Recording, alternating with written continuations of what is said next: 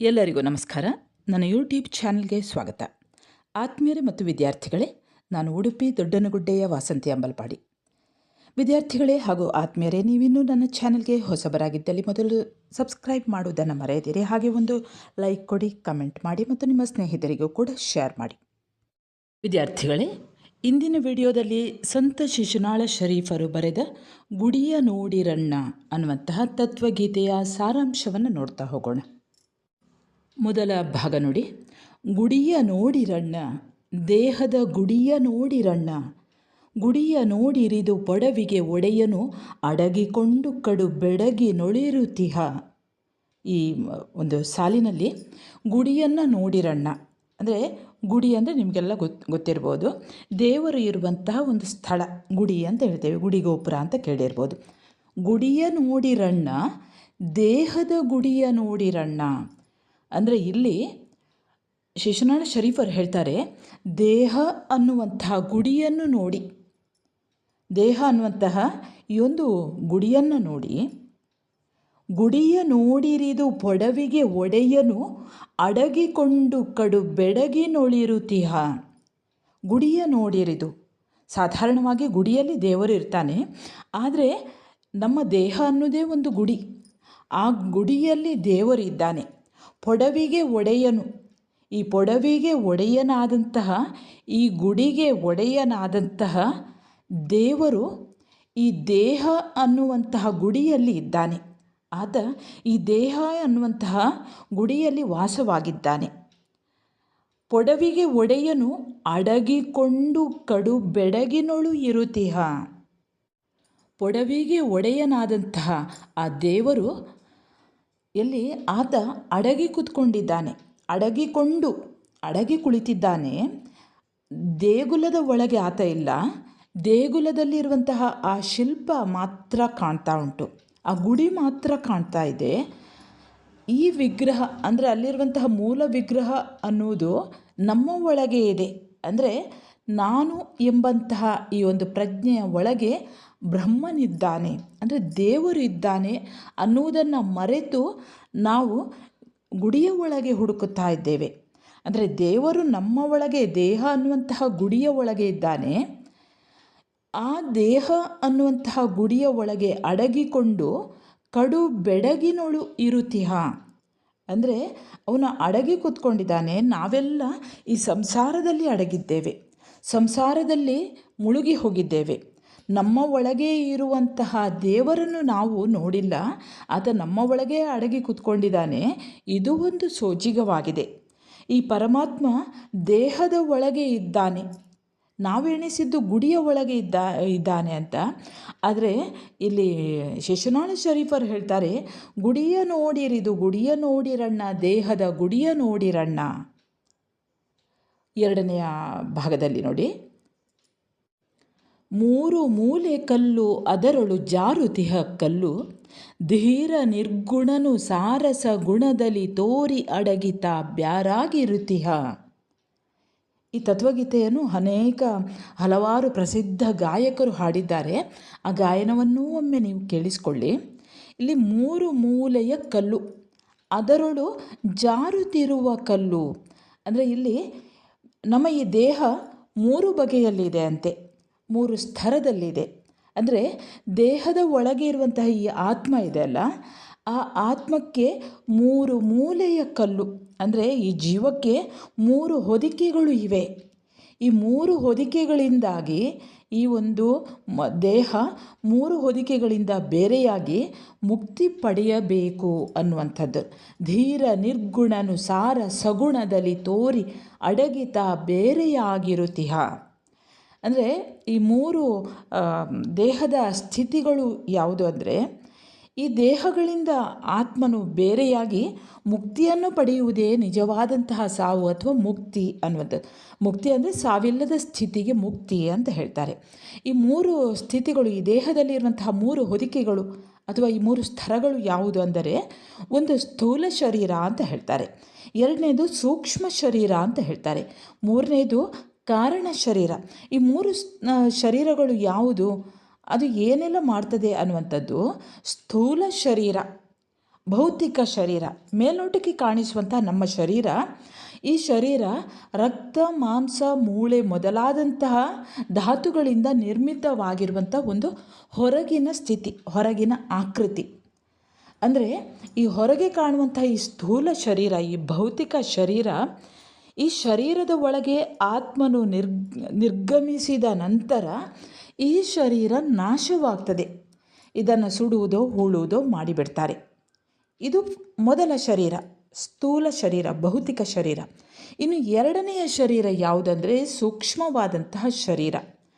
ಇದು ದೇಹವನ್ನು ಹೊರತುಪಡಿಸಿ ನಮ್ಮ ದೇಹಕ್ಕೆ ಸಂಬಂಧಿಸಿದ ಹಾಗೆ ಎಲ್ಲ ಬಗೆಯ ಇಂದ್ರಿಯ ಸಂವೇದನೆಗಳು, ಭಾವನೆಗಳು, ನೆನಪುಗಳ ಸಮುಚ್ಚಯ, ನೆನಪುಗಳ ಗುಂಪು.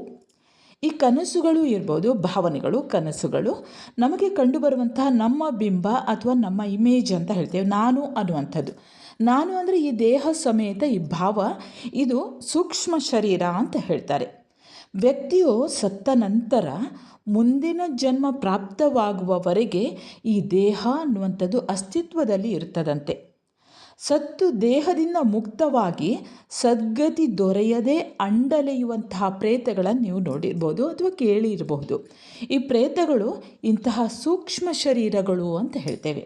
ಬಹುಶಃ ಇದೇ ಸೂಕ್ಷ್ಮ ಶರೀರ ಆಗಿರ್ಬೋದು. ಯಾಕಂದರೆ ಅವಕ್ಕೆ ನಮ್ಮಂತೆ ಎಲ್ಲ ಭಾವನೆಗಳು, ನೋವು, ನಲಿವುಗಳು ಎಲ್ಲವೂ ಇರ್ತದೆ. ಆದರೆ ಹೊರಗಣ ಶರೀರ ಇರುವುದಿಲ್ಲ. ಅಂದರೆ ಭೌತಿಕವಾದಂತಹ ಈ ದೇಹ ಅನ್ನುವಂಥದ್ದು ಕಣ್ಣಿಗೆ ಕಾಣಿಸುವಂಥದ್ದು ಇರುವುದಿಲ್ಲ. ಅವು ಸೂಕ್ಷ್ಮ ಶರೀರಗಳಾಗಿ, ಅಂದರೆ ಸದ್ಗತಿ ದೊರೆಯದೇ ಇರುವಾಗ ಅವುಗಳು ಅಲ್ಲಲ್ಲಿ ಕಂಡುಬರುವಂಥದ್ದು ಇರ್ಬೋದು. ಅವುಗಳು ಮಾತನಾಡುವಂಥದ್ದು ಕೂಡ ಕೇಳಿಸುವಂಥದ್ದು ಇರ್ತದೆ. ಅಂದರೆ ಪ್ರೇತಗಳು ಮಾತನಾಡುವುದು ಅಂತ ಹೇಳ್ತೇವೆ. ಅವುಗಳು ಸೂಕ್ಷ್ಮ ಶರೀರಗಳು.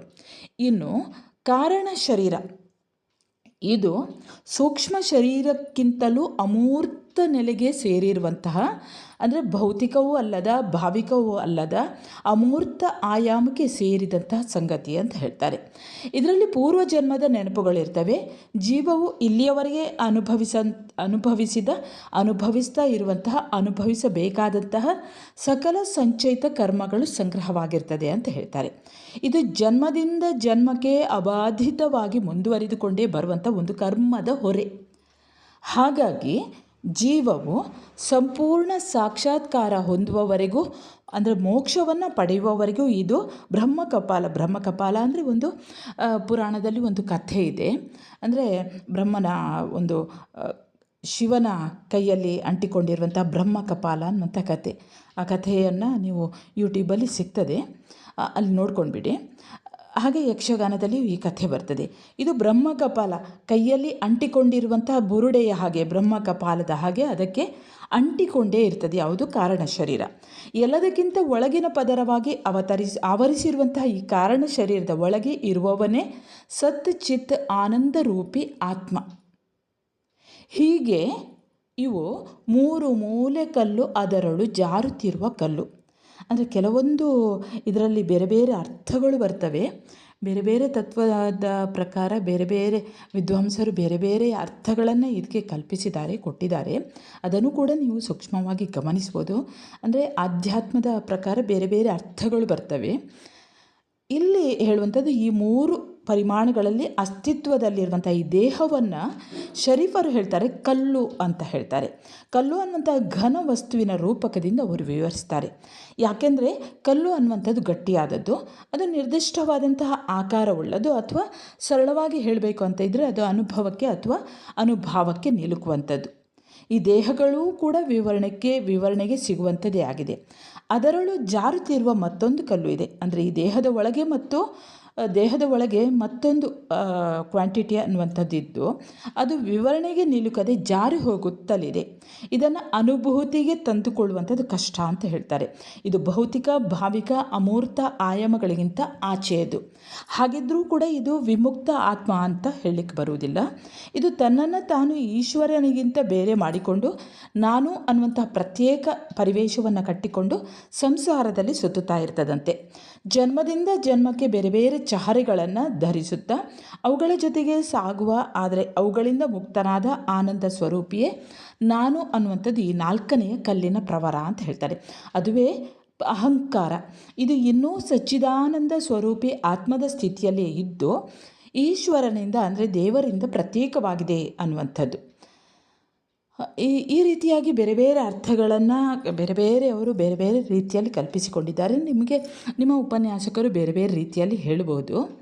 ಇನ್ನು ಈ ಆನಂದಮಯಿ ಆತ್ಮ ತನ್ನ ಸ್ವರೂಪವನ್ನು ಆಗಾಗಿ ಈ ಮೂರೂ ಕೋಶಗಳಿಂದ ಆಚೆ ತೋರುತ್ತಾ ಅದರಲ್ಲಿ ಮತ್ತೆ ಮತ್ತೆ ಮುಚ್ಚಿ ಹೋಗ್ತಾ ಇದ್ದಾನೆ ಅನ್ನುವಂಥದ್ದು. ಅಂದರೆ ಹುಟ್ಟುತ್ತಾ ಸಾಯುತ್ತಾ ತೋರಿ ಅಡಗುತ್ತಾ ಅವನು ಇವುಗಳಿಂದ ಬೇರೆಯಾಗಿದ್ದಾನೆ.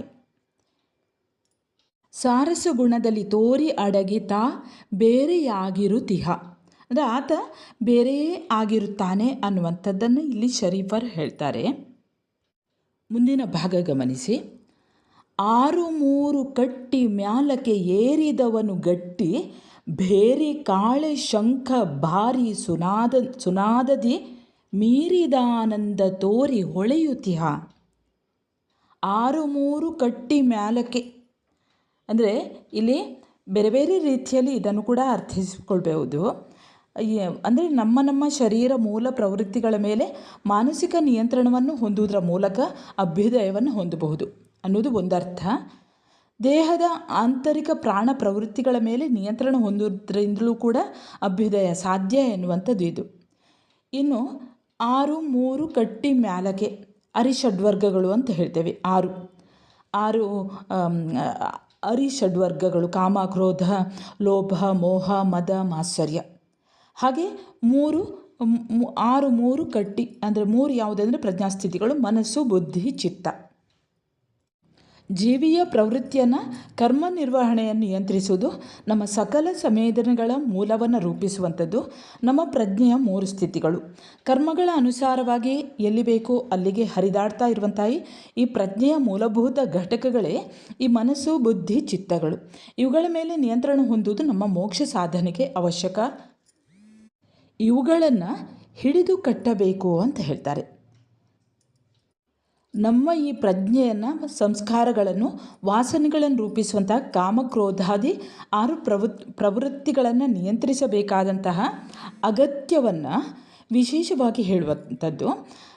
ಇಲ್ಲಿ ತತ್ವಪದಕಾರರು ಅಂದರೆ ಶಿಶುನಾಳ ಶರೀಫರು ಇವುಗಳನ್ನು 3 ತತ್ವಗಳು ಅಂತ ಕರೀತಾರೆ.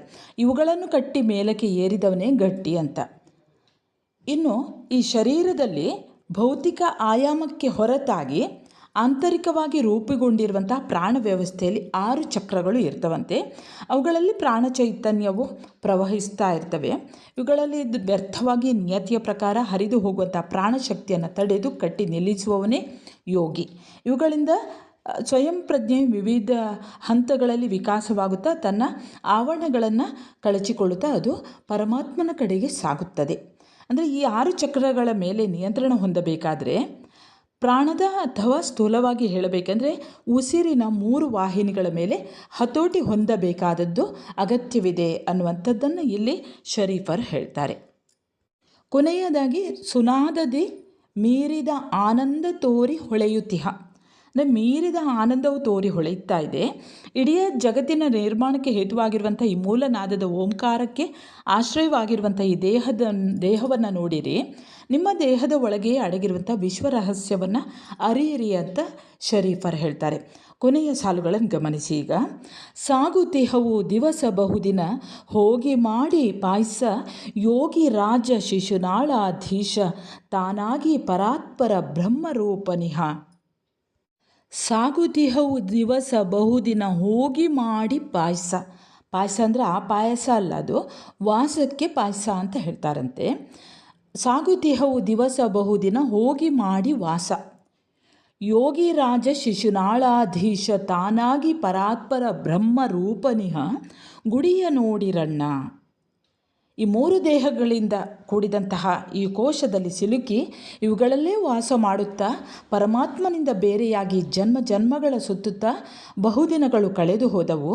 ಇನ್ನಾದರೂ ನಿಜ ರೂಪಕ್ಕೆ ಅಂದರೆ ನನ್ನ ಸ್ವಂತ ಮನೆಗೆ ನಾನು ಹೋಗಬೇಕು. ಈ ದೇಹ ಅನ್ನುವಂಥದ್ದು ನನ್ನ ಮನೆಯಲ್ಲ. ಹಾಗಂತ ಆ ನೆಲೆ ಬೇರೆಲ್ಲಿಯೂ ಇಲ್ಲ. ಈಶ್ವರನು ದೇವರು ಬೇರೆಲ್ಲಿಯೂ ಇಲ್ಲ. ಅವನಿರುವಂತಹ ಜಾಗ ಮತ್ತೆಲ್ಲಿಯೂ ಇಲ್ಲ. ಈಶ್ವರನು ನನ್ನಲ್ಲಿಯೇ ಇದ್ದಾನೆ. ಭಗವಂತ ನನ್ನಲ್ಲಿಯೇ ಇದ್ದಾನೆ, ನನ್ನ ದೇಹದಲ್ಲಿಯೇ ವಾಸ ಮಾಡ್ತಾ ಇದ್ದಾನೆ. ಯೋಗ ಮಾರ್ಗದ ಅಧಿಪತಿಯಾದ ಅವನನ್ನು ಈ ದೇಹ ಆತ್ಮಗಳ ಯೋಗ ಮಾರ್ಗದಿಂದಲೇ ಕಾಣಬೇಕು. ಎಲ್ಲದರಿಂದ ಹೊರತಾದಂತಹ ಎಲ್ಲ ವಿವರಣೆಗಳನ್ನು ಕೂಡ ಮೀರಿದಂತಹ ನಿರ್ಗುಣನಾದಂತಹ, ನಿರಾಕಾರನಾದಂತಹ, ನಿತ್ಯನಾದಂತಹ ಸಾಕ್ಷಾತ್ ಪರಬ್ರಹ್ಮನಾದ ಶಿಶುನಾಳಾಧೀಶನೇ ತಾನಾಗಿ ನೆಲೆಸಿದ ಈ ಗುಡಿಯನ್ನು ನೋಡಿರಣ್ಣ, ಇದರ ಸ್ವರೂಪವನ್ನು ತಿಳಿಯಿರಣ್ಣ, ಇದನ್ನು ಪರಿಶೋಧನೆ ಮಾಡಿರಣ್ಣ ಅಂತ ಇಲ್ಲಿ ಶರೀಫರು ಹಾಡ್ತಾ ಇದ್ದಾರೆ. ಶಿಶುನಾಳಾಧೀಶನು ತಾನಾಗಿ ಪರಬ್ರಹ್ಮ ಸ್ವರೂಪದಲ್ಲಿರುವಂತಹ ಈ ದೇಹವನ್ನು ಕಾಣಿ. ಪರಮಾತ್ಮನು ಈ ಭೌತಿಕ ಜಗತ್ತಿನಲ್ಲಿರುವಂತಹ ಈ ಗುಡಿಯಲ್ಲಿ ಇರುವಂತಹ ಆ ಪರಮಾತ್ಮನನ್ನು ನೋಡಿರಿ. ಈ ದೇಹ ಅನ್ನುವಂತಹ ಗುಡಿಯಲ್ಲಿ ಇರುವಂತಹ ವಾಸ ಮಾಡಿಕೊಂಡಿರುವಂತಹ ದೇವರನ್ನು ನೋಡಿ. ಅಂದರೆ ಇಲ್ಲಿ ಭಗವಂತನು ಇರುವಂತಹ ಭೌತಿಕ ಸ್ಥಾನ ಯಾವುದು ಎಂದರೆ ದೇವಸ್ಥಾನದ ಆ ಗುಡಿಯಲ್ಲ, ಅದು ನಮ್ಮ ದೇಹವೇ ಆಗಿದೆ ಅನ್ನುವಂಥದ್ದನ್ನು ಇಲ್ಲಿ ಸಂತ ಶಿಶುನಾಳ ಶರೀಫರು ಹೇಳ್ತಾರೆ. ವಿದ್ಯಾರ್ಥಿಗಳೇ, ಇಲ್ಲಿಗೆ ಶಿಶುನಾಳ ಶರೀಫರು ಬರೆದಿರುವಂತಹ ಗುಡಿಯ ನೋಡಿರಣ್ಣ ಅನ್ನುವಂತಹ ತತ್ವಗೀತೆ ಮುಕ್ತಾಯವಾಗ್ತದೆ.